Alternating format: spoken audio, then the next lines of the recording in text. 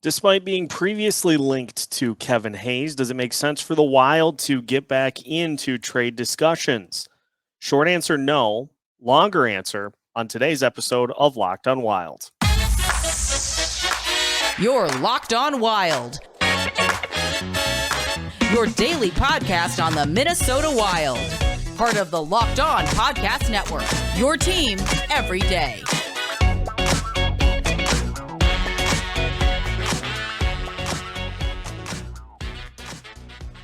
Hello and welcome into another episode of Locked on Wild, your daily Minnesota Wild podcast, part of the Locked On Podcast Network, your team every day. Thanks for making Locked on Wild your first listen each and every day. Make sure you subscribe on YouTube and your favorite podcast platform so you don't miss out on any new episodes throughout the week. On today's episode of Locked on Wild, we discuss a recent report that the Wild have some interest in Flyers forward Kevin Hayes and why it doesn't make any sense from a Minnesota Wild perspective, from both a contract perspective and also from a roster perspective. Today's episode of Locked on Wild is brought to you by FanDuel Sportsbook, the official sportsbook of Locked On. Make every moment more. Visit FanDuel.com/LockedOn today to get started. My name is Seth Topal, your daily Minnesota Wild insider, and wanted to dig into this one a little bit just to kind of break things up with all of the player evals that we have been doing. A tweet from earlier yesterday in which it said the following: the Carolina Hurricanes, Dallas Stars, Minnesota Wild, Detroit Red Wings, and Columbus Blue Jackets are among teams interested in Kevin Hayes, per Frank Cervalli of the Daily Faceoff.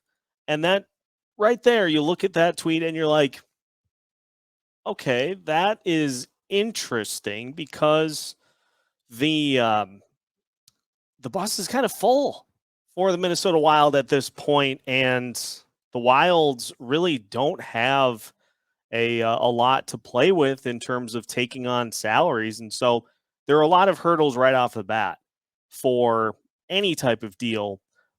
Even if Kevin Hayes was a player that the Wilds were seriously interested in. And so heading to the Daily Faceoff to read a little more, here's what Cervalli had to say.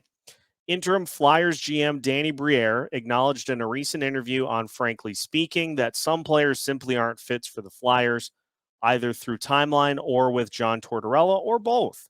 Hayes seems to check a lot of those boxes. Previous Flyers GM Chuck Fletcher made Hayes available prior to the trade deadline, but it was too complicated of a transaction to pull off in a short period of time. There was definitely interest, though. The Hurricanes, Stars, Wild, Red Wings, and Blue Jackets were among those to kick tires. He'd be an ideal fit with his hometown Bruins. The Flyers seemed willing to retain salary if need be. Expect them to help facilitate a deal for Hayes. So, interesting in that in the Wild doing their due diligence at the trade deadline, entirely possible that they did kick the tires on a player like Kevin Hayes, but obviously went in different directions with Gustav Nyquist, Oscar Sundqvist, John Klingberg for their trade deadline acquisitions. Former Wild GM Chuck Fletcher, also not surprised that they weren't able to get anything done before the deadline because, well, Chuck had a rough year for the Flyers before he was shown the door. So not surprised that nothing worked out there, but there are a lot of different angles to break down for a potential move. Let's just say, just for hypothetical sense, that the Wild are still interested in Kevin Hayes. What kind of player is he at this point in his career? Well, he has been playing in the NHL since he was 22. Started out with the New York Rangers, was traded to Winnipeg, and then came to Philadelphia, where he's been for the last 4 seasons. He's been relatively healthy Hasn't had a full 82 game season yet, but he has been in the 70 or above for games for a majority of his career. So health right off the bat, not a detractor for Kevin Hayes and his services. He also was just under 50% in terms of faceoffs with the Flyers this past season. So that also he can win you some faceoffs. That also not a detractor. But I got to be honest, folks, that's about it. In just looking at this situation, that's about it for me in terms of the things that Hayes would bring to the table that are positives. He scored 18 goals this season. He has topped 20 goals twice in his career. Came close in 2018, 2019 when he played for the Rangers and for Winnipeg for the final 20 games of the year. He had 19 goals that season in 71 games. His career best, 25 goals. That was back in 2017, 2018. He also had 23 goals back in 2019, 2020 in 69 games. But he's more like a 17, between a 15 and a 20 goal scorer as opposed to a 20 or above. Settles more in that range. Shooting percentage, shot 8.6% this season in 209 shots, which was a career high for him by a wide margin. It was over 30 better than his previous career best back in 2019, 2020. So career high in shots. His shooting percentage has been under 10% the last 3 seasons. Yes, he can get you some points on the power play. He had 6 power play goals this past season, as well as 10 power play points. So 16 total power play points with the assists added in. It's just not a lot that jumps off the page at you to where you would look at this and say, yes, this is a worthwhile acquisition for the Wild to try to make. It doesn't move the needle for me. Now, maybe at the trade deadline, had the Wild pursued this further, that would have been a different story. But there are other angles to this that just make it not feasible. And so I'm using this opportunity with this episode to just try to kind of throw some water on this because I don't see a way that it is feasible to happen, because not only do you have the issue of just what Hayes brings to the table in general, there's a contract attached. And so we'll discuss that as we continue today's episode of Locked On Wild after this. Baseball season is in full swing, and there is no better place to get in on the action than FanDuel, America's #1 sportsbook. Because right now, new customers get a no-sweat first bet of up to $1,000. That's up to $1,000 back in bonus bets if your first bet doesn't win. Just head to FanDuel.com/lockedon to join today. Well, unfortunately, if you have been following the Minnesota Twins, not a great time to be betting on them. However, it seems like despite the Twins not scoring, the overs have majorly been in play when the opponents are able to cash in. So my piece of advice, until particular players start to really pick it up for the Twins, take that over and prosper. So don't miss your chance to snag a no-sweat first bet up to $1,000 when you join FanDuel today. Just go to FanDuel.com/lockedon to sign up. FanDuel, official partner of Major League Baseball. Major League Baseball trademarks used with permission. Continuing today's episode of Locked On Wild. Once again, thanks for making Locked On Wild your first listen each and every day. For the everydayers, we will continue to bring you season evals throughout the upcoming few days.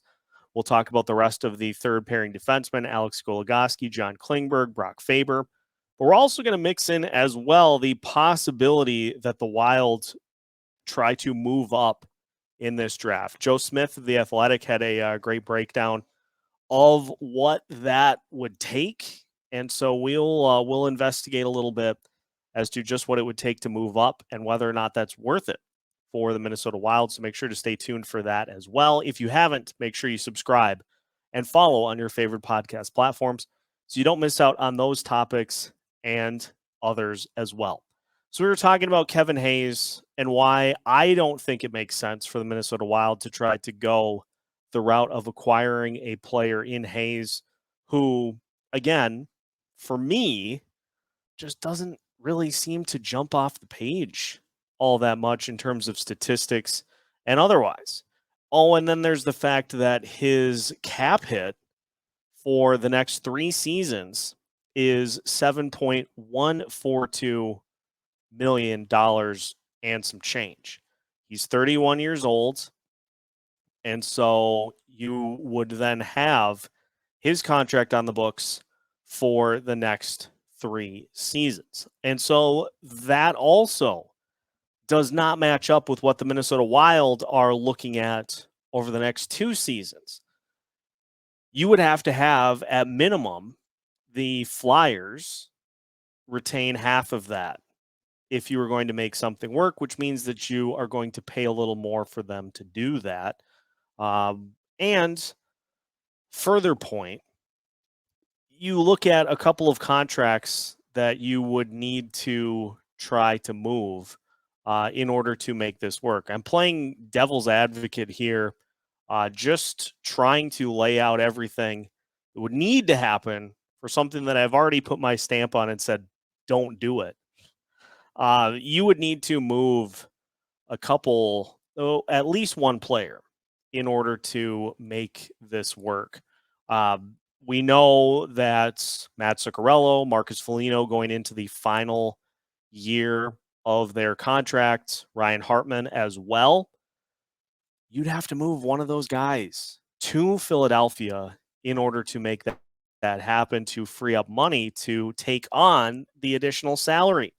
Now, would Hayes be an upgrade over those guys offensively?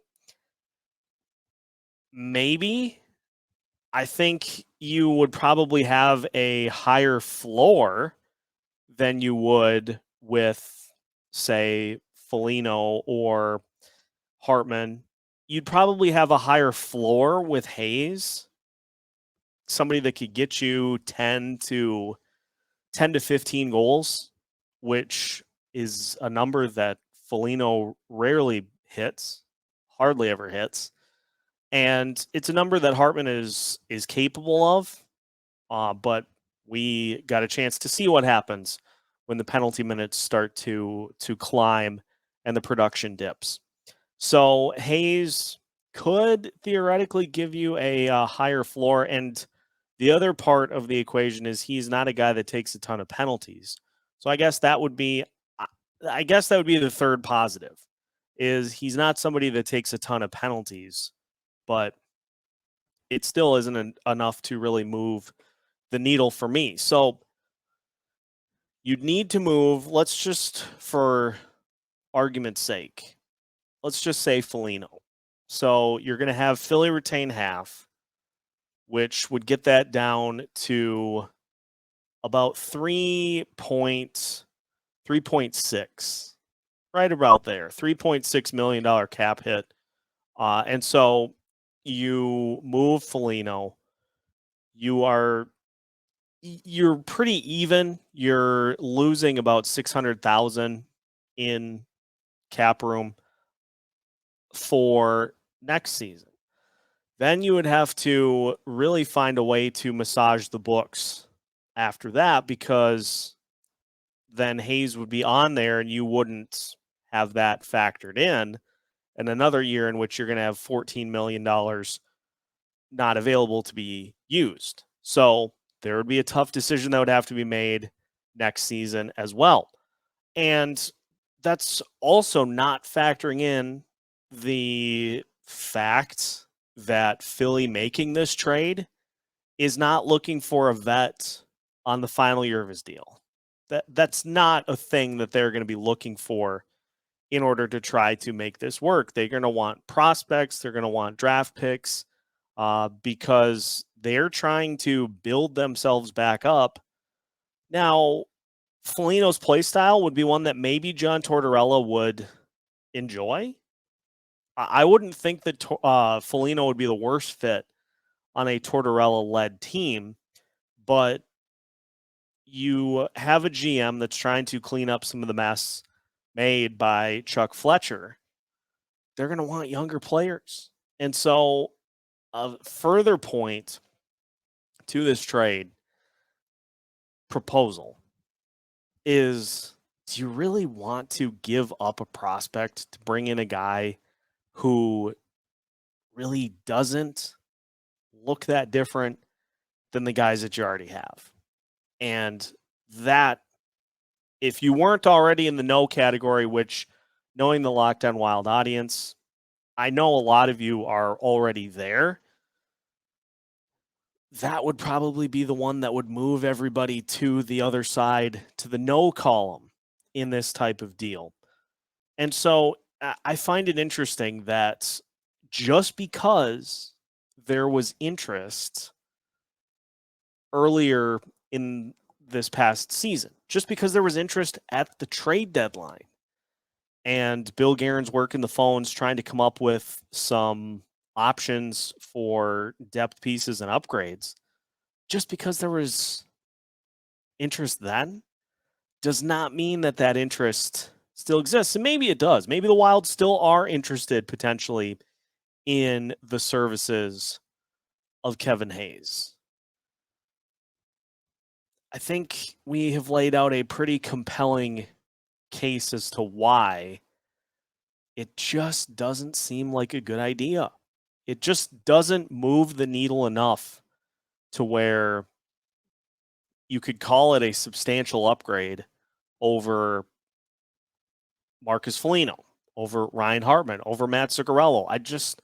It doesn't seem like a big enough upgrade to justify what you would have to give up in terms of prospects or picks, and what you would have to do in order to fit that salary on your books for the next 3 seasons.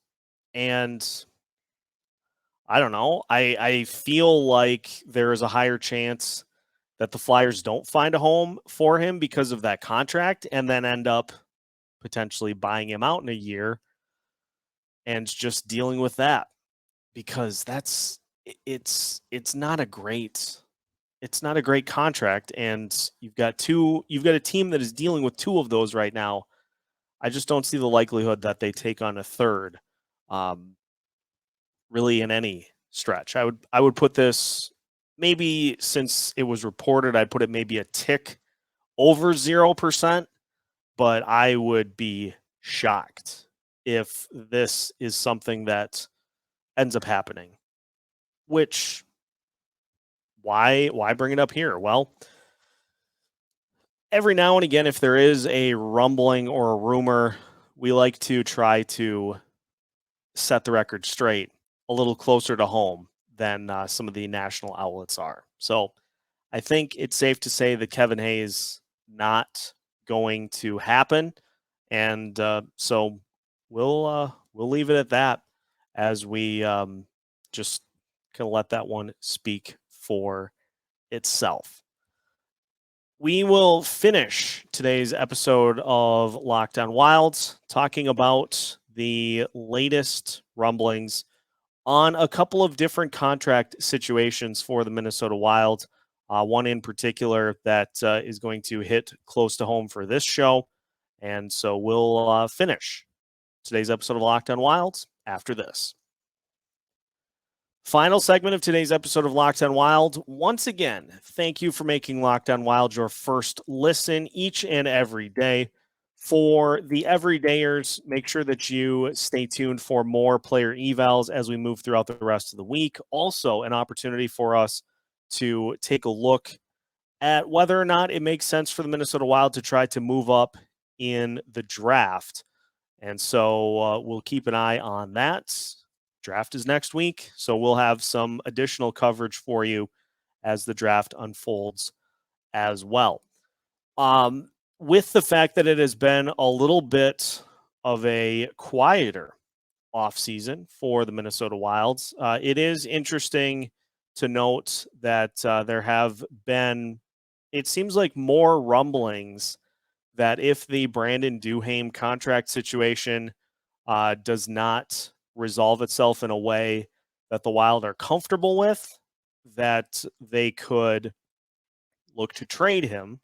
With him being a restricted free agent, the Wild do have Duhaime's rights, so they could trade him, get something back in return for a player that maybe is asking for more than the Wild ideally are looking for with him. And here is what Joe Smith has to say from The Athletic in his latest roundup, in just looking at kind of where things are at with Duhaime and his contract situation. Duhaime is a restricted free agent with arbitration rights.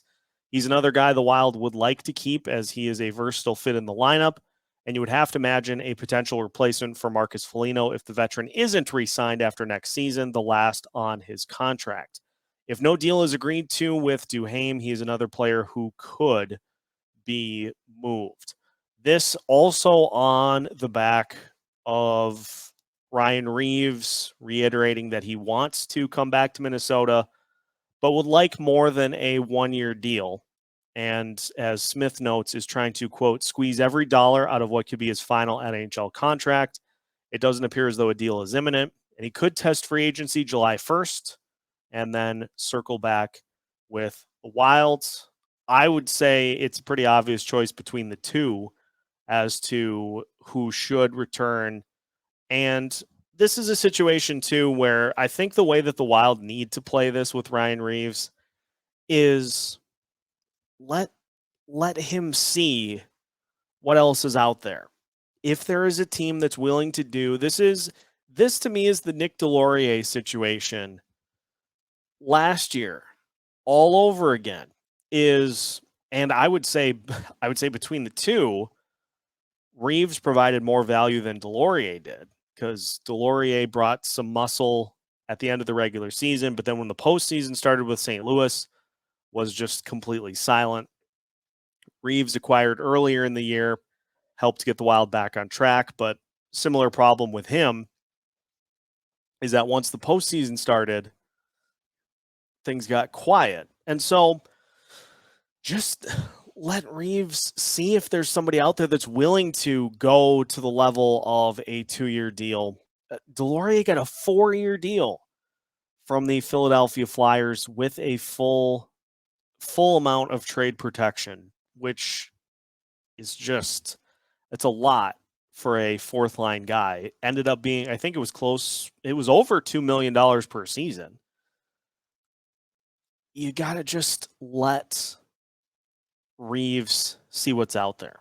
If somebody offers him something that you can't match, well, we would have liked to have had you, but that's just the way it goes sometimes. I don't really like the idea of going to a second year for a guy who, as Bill Guerin said in his own words, is a specialist.